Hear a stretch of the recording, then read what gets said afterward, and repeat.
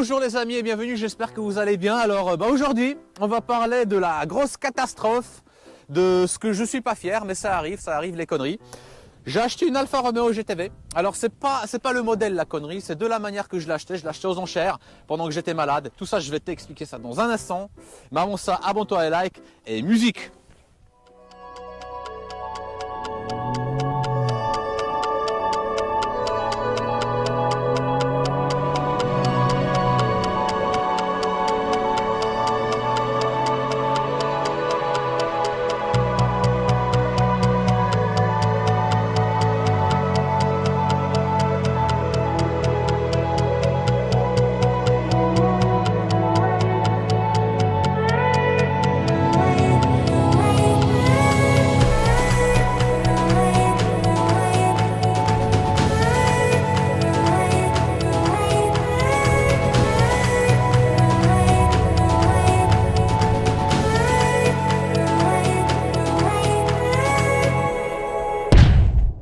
Qui te la raconte tout le temps là. Tiens, bah pour une fois, explique-leur là, l'affaire en or que tu nous as fait. Elle était repeinte de partout, je te signale, tu vois. Même ça. Mais ça, c'est rien du tout. La peinture. Même ça, ouais, ça c'est. Elle est toute neuve. Ouais, elle est toute neuve l'auto. Donc, les amis, on va commencer par le départ. Donc, sur le clip vidéo que tu as vu avec la petite musique, le lever du soleil, enfin voilà, tu vois, tout est rose, tout est beau. Et c'est vrai que, bah, à la limite, elle est magnifique la voiture. Le modèle, je l'aime bien. Pourtant, je lui ai craché dans le passé dessus parce que j'aimais pas la ligne, j'étais trop jeune pour ça. Aujourd'hui j'aime bien, réellement j'aime bien, c'est une bonne bagnole et avec le temps je pense que ça va être quand même une bonne Youngtimer. Oh, si, tu connais pas l'histoire de Alfa Romeo, espèce de là, enfin le mec il kiffe que les BMW, les Mercedes, les Audi, ah, là il y va à fond. Hein. Mais Alfa Romeo, il y a une histoire là-dessus, c'est une voiture de passionné avec du caractère. Bon, enfin les voitures avec du caractère en général elles tombent. Bah voilà, on commence dès le départ. J'étais Covid-2. Donc c'était le premier week-end Covid-2. Il y avait en fait une enchère à laquelle je me suis inscrit auparavant en semaine. Pas pour acheter cette voiture-là, mais pour acheter une Focus RS que d'ailleurs l'acheteur qui l'a acheté, il a fait certainement une très bonne affaire parce que c'était pas cher. Et c'était à l'enchère de Béthune, à côté de Lille, par là-bas. Voilà, donc autant te dire que Loire-et-Cher Béthune, c'est pas à côté. Et donc, la voiture... C'est béthuneux et pas bétumeux. Hein. On n'est pas sur du bitume. Ouais, on est sur la ville de Béthune. Enfin bref, t'as compris.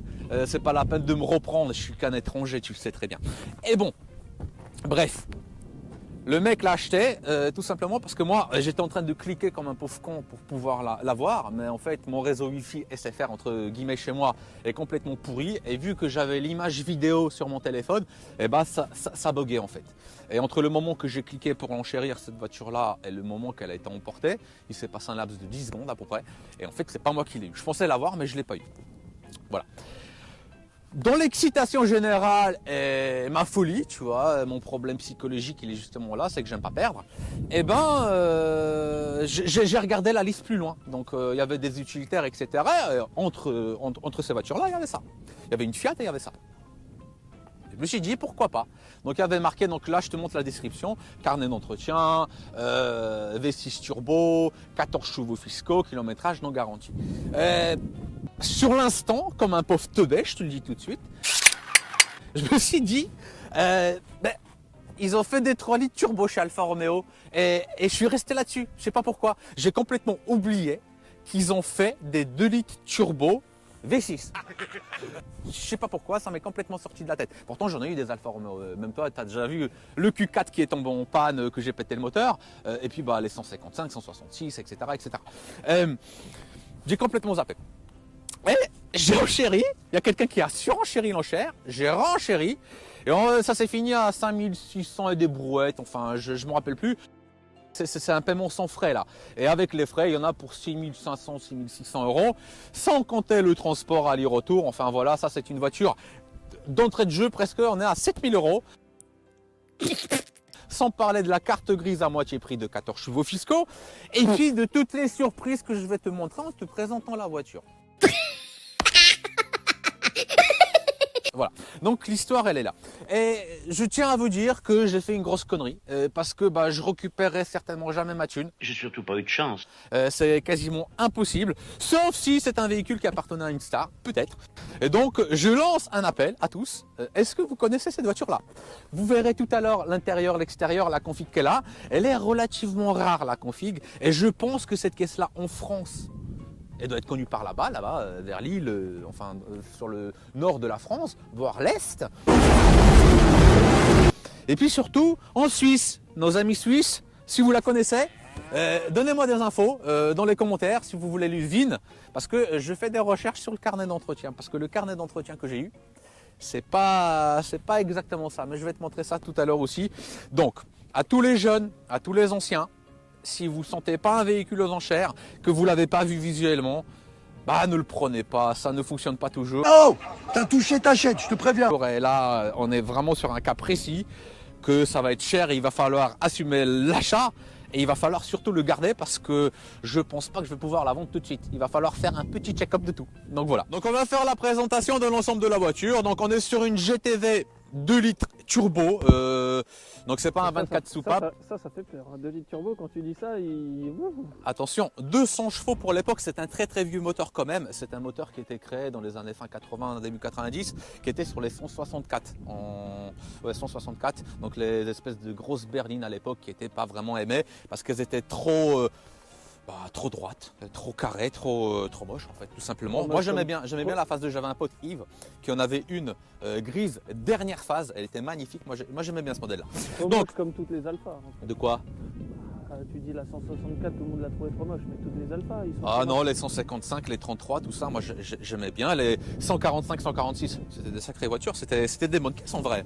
En diesel surtout. Tu te rappelles d'ailleurs le 2 litres 5, on va pas parler de celle-là dans l'immédiat, le 2 litres 5 155 que j'avais, ça bouffait des TDS. Non mais rigole pas, c'est vrai. Tout le monde disait que le TDS, tu vois, on voit bien que tu connais pas ce moteur-là, il était exceptionnel et franchement super fiable. Il y avait beaucoup de problèmes sur les 4x4, mais sur les Alfa Romeo, il déconnait pas. Bon, le 4 culasse c'est pareil. Donc on est sur une GTV 2 litres turbo, donc comme j'ai dit tout à l'heure, phase 2. Arrête tes conneries. Pardon.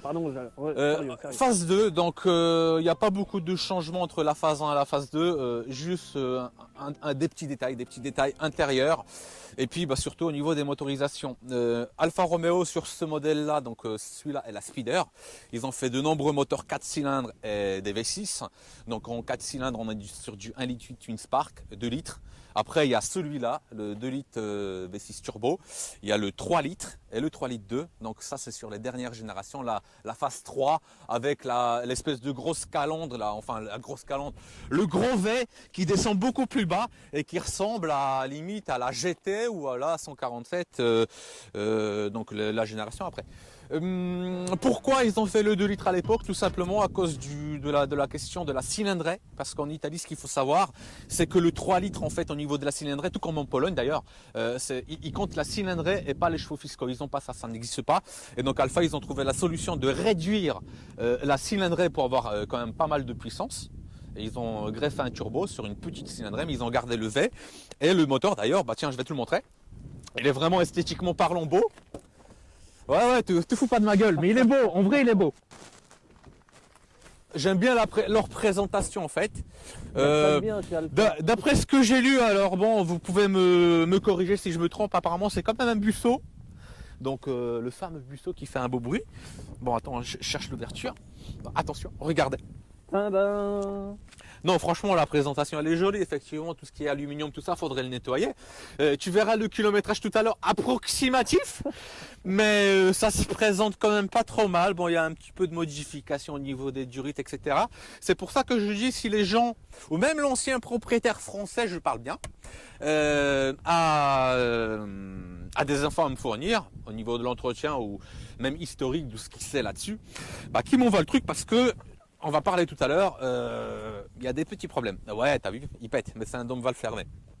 Putain, il caille, hein. Ouais, il caille, hein, putain. Il caille. Donc voilà, dans son ensemble, il est bien. Je lui ai rajouté 1,5 litre d'huile. parce qu'il n'y en avait quasiment plus. On est au milieu du niveau.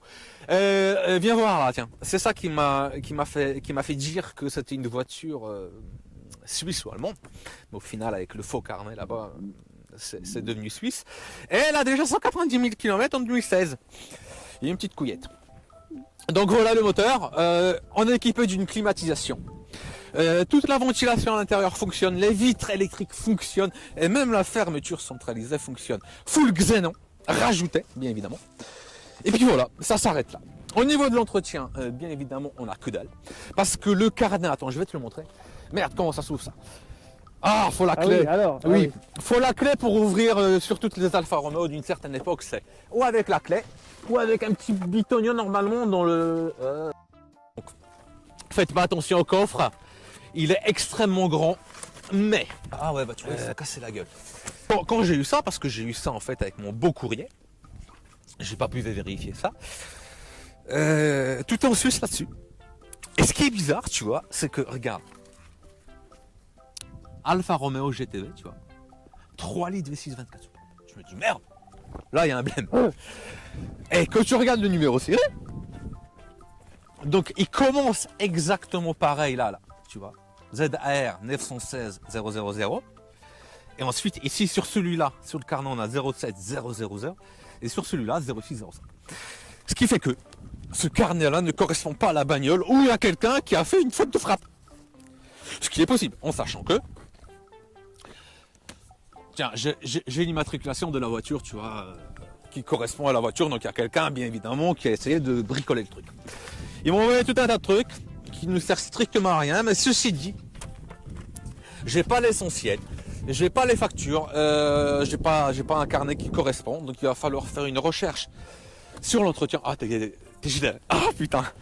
Sur l'entretien et puis surtout, pour avoir de la facture, il va falloir que je lui fasse un check-up complet. Donc bien évidemment la distribution, parce que là-dessus, la distribution ça rigole pas, faut la faire. Les 6 bougies, trouver, parce que bien évidemment elle a un problème.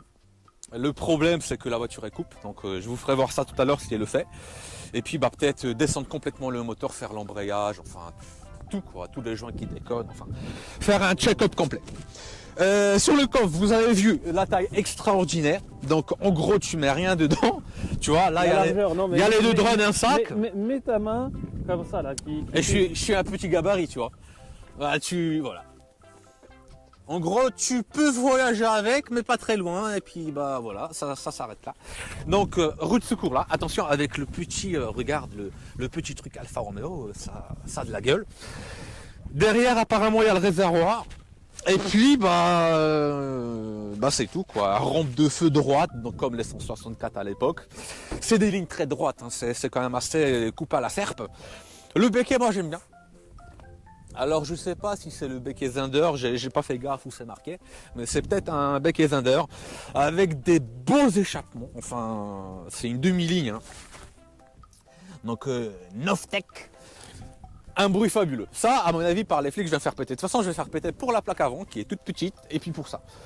Et puis bah, après tu vois la ligne elle est quand même pas mal. Donc attends je vais fermer le capot, vous avez vu le moteur donc de toute manière vous n'avez plus besoin de le voir. La ligne est là, c'est droite, coupée vraiment à la serpe, tu as vraiment le trait droit qui est là. Et c'est ça que moi, avant, quand j'étais plus jeune, je détestais en fait. Je détestais le truc parce que je trouvais ça pas très très joli. Et c'est vrai qu'à l'époque, en fait, bah, il y avait des plus jolies voitures pour le même prix. T'es d'accord? Ouais, une BMW 36 M3. Mais pas du tout. Bah si. Mais maintenant, aujourd'hui, je trouve que la ligne, ça a super bien vieilli en fait. Je trouve... Ne te fous pas de ma gueule. Tu te fous de moi. Cadre-moi correctement.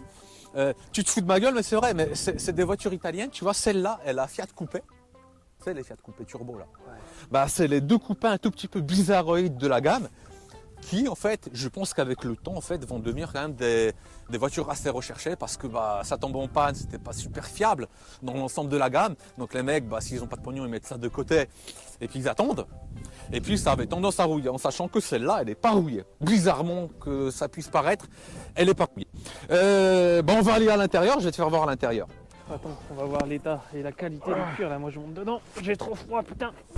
Là, il va faire plus chaud, tiens, on va mettre le chauffage. Oh putain. Quoi? Vous avez entendu? Attends. Oh, la qualité. Bah les vitres, tu sais, il n'y a pas de montant dessus. Par contre, les vitres, elles se baissent pas automatiquement, ça ne devait pas exister à l'époque. Ce qui fait que, en fait, ça, c'est vrai que ça claque pas mal, je trouve. Et puis surtout, sur ce côté-là, il va falloir que je lui fasse un réglage au niveau de la vitre parce que je vois que le joint, tu sais, c'est vraiment à ras. Il est à ras. Donc voilà, on est dans un habitacle coloré qui a super bien vieilli. Bah attends, je vais prendre la caméra. Donc ça, c'est les anciens volants. Bon, ça nous rappelle les 156 avec les boutons et tout ça, tu vois. Tac. Les compteurs. Non, attends, je vais la démarrer. Et voilà. Même pas de voyant. Et au niveau du attends, il va venir le voyant. Et au niveau du kilométrage, bah on est à 191 188. J'ai fait pile poil 115 km. Et pour vous dire, je suis tombé en panne déjà 2 fois. 2 fois, il y a des coupures, de la bagnole. Et peut-être elle le fera tout à l'heure. Donc on vous montrera ce qui se passe. Ceci dit, j'avais pas de post radio, donc j'en ai rajouté un. Et on est en full focal. C'est pour ça que je vous dis, si vous connaissez le type, il en a pris quand même relativement soin. Tu crois que c'est d'origine ou ça a été rajouté? Non, peut-être il y avait je sais pas. Peut-être il y avait des tuteurs d'origine et puis ils ont mis du focal à la place. Bon, en tout cas, elle est full. bien fait. Ouais, elle est full focal partout. En bas, enfin, j'ai vérifié même à l'arrière. Donc voilà, la sonorité. Accélère avec ton pied là. Bah, Ou ta main. Je vais pas accélérer avec ma main. Regarde, il n'y arrive pas.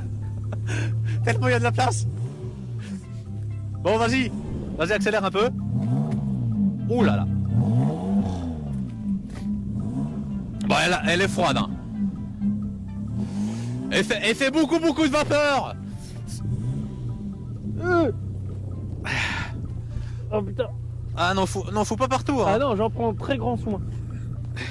Donc la sonorité, elle est géniale. Le moteur, il cliquette pas trop. Donc ça, c'est des bons points. Par contre, ceci dit, il y a un vide au niveau du contrôle technique parce qu'en fait, elle a fait du yo-yo avec les kilomètres entre 191 000 et 192 000 bornes. Donc c'est pas trop garanti. C'est assez flou. On dirait qu'elle a eu pendant 5 ans 190 000 bornes. Ah, c'est le compteur, il est bloqué. Ce qui est très bizarre. La ceinture. Ah bon alors attends, est-ce que j'ai mettre la ceinture? Hop, hop. Hop là. Ça fait clic déjà, Donc, ça fonctionne ça. Donc déjà, le problème en général dans les voitures de ces années-là, c'est tu vois, faut voyager tout le temps avec ça. Bon, j'arrive pas à le connecter à la voiture, mais voilà. C'est quand c'est pas au foot de son téléphone, tu vois, c'est où tu mets une ventouse ou voilà, parce qu'il y a quasiment pas de rangement. C'est vraiment très. C'est quoi ça? Quoi? Ça, Ça c'est. le cendrier? Eh ben t'enlèves le cendrier, tu mets ton téléphone là. Bah, il va falloir trouver une petite solution comme ça, tu vois. Mais il y a très peu de place, par exemple là, il n'y a pas de rangement, il n'y a rien. Il y a un rangement si tu n'as pas de poste radio, mais sinon voilà. En même temps, la superbe mécanique et le bruit de ton magnifique V6 fait que t'as pas besoin d'autoradio. Ah oui, voilà, parce que c'est C'est ça, encore les une fois Italiens. une voiture sportive de passionnés pour les passionnés. C'est des passionnés qui l'ont fait. C'est ça Personne les d'autre. italiennes, c'est ça. Bon, allez, on roule. Normalement, elle va déconner parce que, bon, ce qu'on vous dit pas réellement, c'est qu'entre le changement de la batterie de la GoPro, etc., la voiture elle s'est mise à déconner tout à l'heure. Donc, on pourra vous montrer comment ça déconne. Déjà, on sent que, tu vois, là, je suis sur le... Bah, elle va peut-être pas trembler la caméra, mais là, je suis... Si, t'inquiète.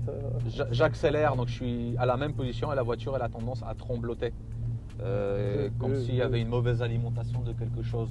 Essence, air, on sait pas, un capteur défectueux, problème électrique.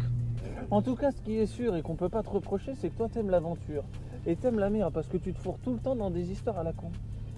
Ouais, mais là c'est pas une histoire à la con, c'est une question de fatigue, voilà. Et puis sur le coup, bon, elle aurait pas déconné, ça aurait été top, mais bien évidemment, ça pouvait pas être parfait. Ceci dit, on est bien assis. On est bien assis, c'est top confort. Peut-être je vais pas tenter d'aller tout droit. Ça c'est un coup quand on est vraiment en rade et ta bagnole elle est là-bas, on va marcher à pied après. Et encore une fois, à cause de moi, tu seras en retard. On va marcher à pied. Donc on est super bien assis, la position Bah. de conduite elle est vraiment parfaite. Donc parlant de toutes les GTV, on est vraiment bien dedans. En finition cuir, on est bien, ça vieillit très bien à l'intérieur. Par contre, tu vois, sans parler des autres problèmes que moi j'ai eu et le prix. Donc c'est une très bonne voiture pour ce que ça se vend aujourd'hui. Par exemple, si quelqu'un aime cette ligne-là et veut s'offrir un liquide Twin Spark ou un 2 litres, qui est relativement un bon moteur hein, dans sa globalité, eh ben, il peut se l'offrir à vraiment pas cher. Aujourd'hui, c'est réellement entre 2500 et 3500 euros, tu en as une. Après, il faut voir les finitions et tout, mais tu en as une. Après, effectivement, un V6 3 litres ou 3 litres 2, ça va être beaucoup plus cher, mais sur les 4 cylindres, on est bon. Tiens, c'est ça quand tu déconnes. Je sais pas si ça se voit. Alors les amis mécanos. Oula.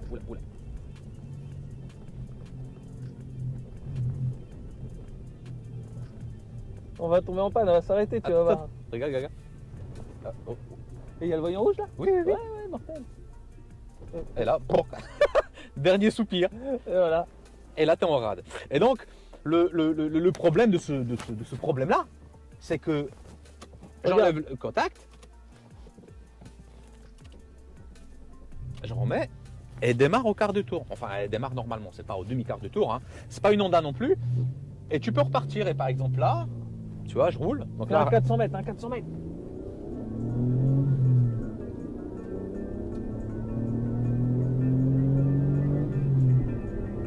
tu vois, mais elle n'est pas régulière. Ça marche relativement bien. Et puis à un moment donné, quand elle est chaude, elle se remet à déconner et commence à faire ça. En sachant que aussi le ralenti, il n'est pas super stable quand on n'y touche pas et la voiture elle est en train de fonctionner seule. Et ben, elle fait du yo-yo mais vraiment à très très bas régime jusqu'à temps de s'éteindre, quoi. Donc voilà, mais il n'y a pas de voyant qui s'allume. Par contre, quand on roule, il y a ce voyant là où quand on est en régime, donc peut-être l'alimentation essence qui foire. Peut-être la capsule, peut-être la pompe, peut-être un relais. On a un embarras du choix, la palette elle est énorme, donc il va falloir aller morceau par morceau. Je pense que d'abord je vais faire vidange, bougie, tous les filtres, vérifier tous les câblages s'ils sont pas... Tiens voilà, elle recommence mais là il n'y a pas de voyant. Et tu vois, il y a des moments quand elle déconne pas, t'as vu, ça donne des coups de pied dans le cul. Mais il y a un overboost là-dessus aussi, qui ouvre à 0,9 apparemment. Bah oui. Donc, techniquement parlant, la voiture elle est cool. Bon, la boîte elle est extrêmement longue, boîte 5. Tiens, bah. Qu'est-ce que ça fait ça? Non, c'est bon. Ah bon? La boîte elle est super longue, c'est une boîte 5, mais à part ça, franchement ça va. Hein. Dans l'ensemble, j'aime bien. Le modèle en fait il me plaît. C'est juste celle-là qui est un petit peu chimique. Tu vois, et là, voilà. Et là, regarde le ralenti. Attends. Bah voilà, elle a rendu l'âme encore. Voilà. Après, bah, de quoi on pourrait parler encore? Les finitions rouges, toi, ça t'aime bien? Non, moi franchement l'intérieur ça va, ça me choque pas. On a l'habitude des S2000 qui sont rouges comme ça, moi, ou bleu. les trois petits compteurs là, tout ça j'aime bien. Après, bon, pour l'insigne qu'il y a sur le volant, j'aime moins quoi. Ouais, mais tu connais pas l'histoire d'Alfa Romeo, en fait, tu t'y es jamais intéressé. Et elle est très passionnante parce que eux, donc entre les deux guerres, hein, bien avant même que le Titanic qui coule, c'est une marque qui existait déjà. Et d'ailleurs, il paraîtrait que c'était un Français au départ qui était le créateur. Parce que moi, je ne suis pas réellement d'accord. Parce qu'en vrai, c'est un Français qui s'est barré en Italie, qui a fait faillite.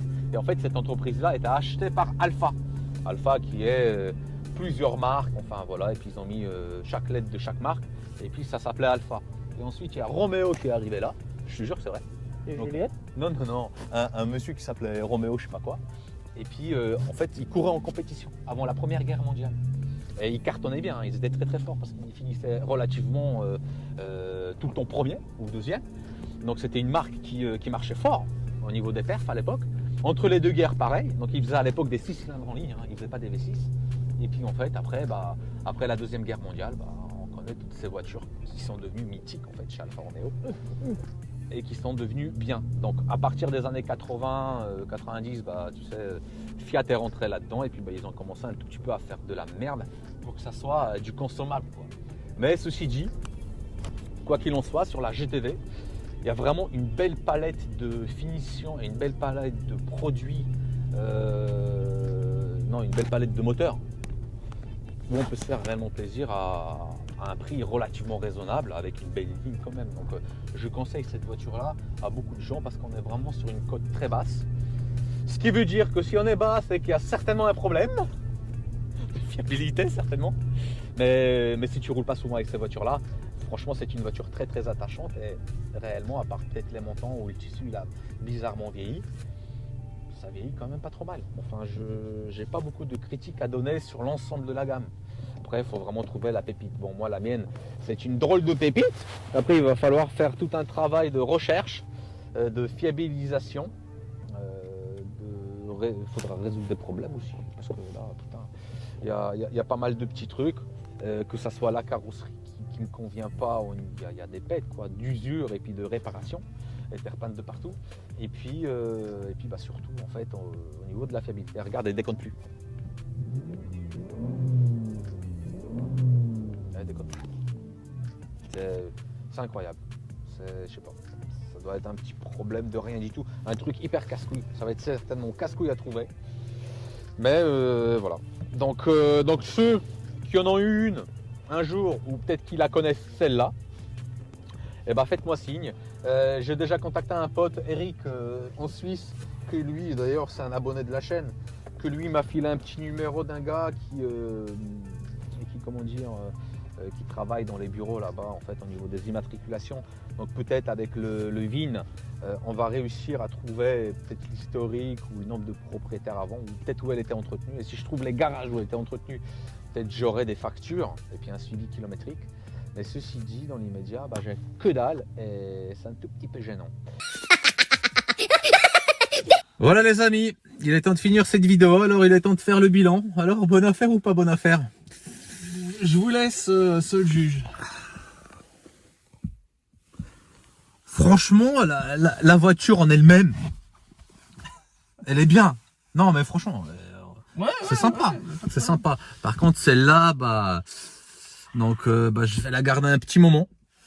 Il a regardé un tout petit peu sur internet là, des tutos, des conneries, tout ça, et ben c'est pas mal hein. Ouais, c'est bien. Il n'y a pas de problème, il n'y a pas de problème. Très fiable apparemment, il y a pas de soucis, apparemment, rien qui se passe là-dessus. Donc voilà, non mais on déconne.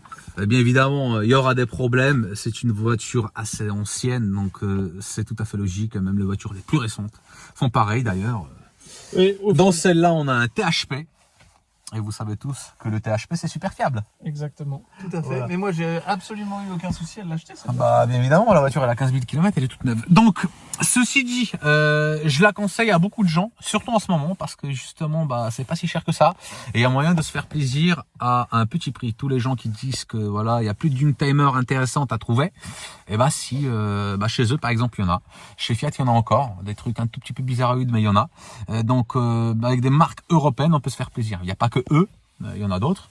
Mais voilà, on est dans des petits budgets et des belles cylindrées. Ceci dit, il va falloir mettre la main à la pâte quand même. D'ailleurs, je suis en train de regarder là, mais toutes les annonces en 2 litres turbo, ils font 9 chevaux fiscaux. Alors oui. Toi, ça se trouve, t'as pas une carte grise de vessie. Non.